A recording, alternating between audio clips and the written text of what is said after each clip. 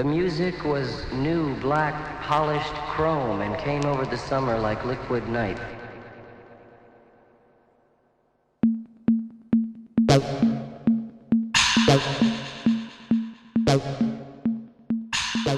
Kada bi morali izdvojiti jednu jedinu ideju koja ocrtava elektronsku glazbu, bilo bi to želja za harmonijom između čovjeka i stroja.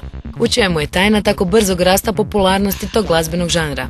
Vjerojatno u naglom porastu broja ljudi koji su s neviđenim žarom prihvaćali kompjutersku tehnologiju i to kao sastavni dio njihovih života.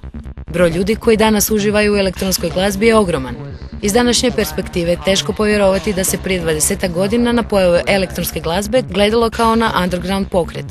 Elektronska glazba termin je širokog pojma. Predstavlja glazbu kreiranu pomoću elektronske opreme za razliku od dotadašnje akustične glazbene norme.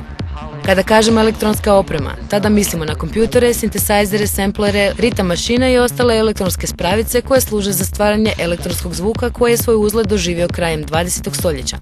Razvitkom tehnologije sintesajzeri su postajali jeftiniji, s boljim dizajnerskim rješenjima i napokon praktičniji.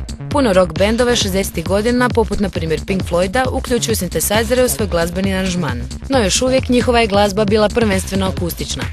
70. godine označene su pojavom prvog benda koji je proizvodio isključivo elektronsku glazbu i koji je svojim novim zvukom pomeo glazbene ljestvice diljem svijeta. Naravno, bili su to Kraftwerk, njemački bend koji je koristio elektroniku i robotiku kako bi simbolizirao, ali i glorificirao otuđenost modernog tehnološkog svijeta. Kompjuterska revolucija 80. godina znatno je ubrzala i pomogla razvoja elektronskih glazbenih instrumenata. Analogni sintesajzeri ustupili su mjesto digitalnima, a sampleri i ritam mašine su pojeftinili. Elektronika je polako, ali sigurno ulazila u mainstream. No za razvoj elektronske glazbe ključne su se stvari dogodile u Americi. Detroit je, gdje su radila tri pionira inovativnog elektronskog zvuka, Juan Atkins, Derek May i Kevin Sanderson, udario temelje techno pravcu, kombinirajući sintesajzere s bas linijama. Istovremeno u Chicagu se razvijao house, glazbeni pravac melodičnijeg i mekšeg zvuka.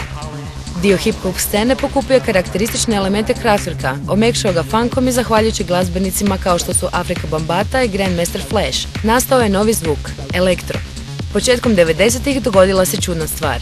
Iako stvoren u Americi, techno tamo nije uspio postići komercijalni uspjeh, no postoje ogroman fenomen u Europi i to pogotovo u Velikoj Britaniji. Diljem otoka počeli su se organizirati veliki rave partiji, u početku potpunosti ilegalni.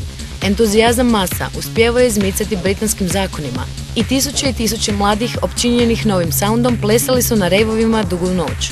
To je trajalo sve dok elektronska glazba nije našla svoj put i do noćnih klubova. Ostalo je povijest. Teško je reći u kojem će se smjeru elektronski glazbeni pravac dalje razvijati. Elektronska glazba stalno se proizvodi. Njezini podstilovi razvijaju vlastite podstilove. Počinju se protiviti klasifikaciji, razvijajući se kao samostalni glazbeni pravci. Elektronska je glazba dokazala da nije tek žanrovski hir, već prvenstveno i filozofija. Filozofija spajanja čovjeka i kompjutera, suvremene reciklaže i pomicanja granica tehnologije kakvu poznajemo.